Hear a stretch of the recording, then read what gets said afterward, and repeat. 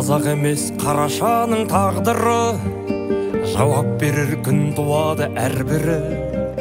Қалың елдің көз жасынан қорықпай, қазынасын тонағанның барлығы халық жауы. Жүлде үшін таңдайлар тақылдар, қателікті көріп тұрып мақұлдар. Ақтап алып іші біліп тұрса да, жемқорларды мақтап жүрген ақындар халық жауы.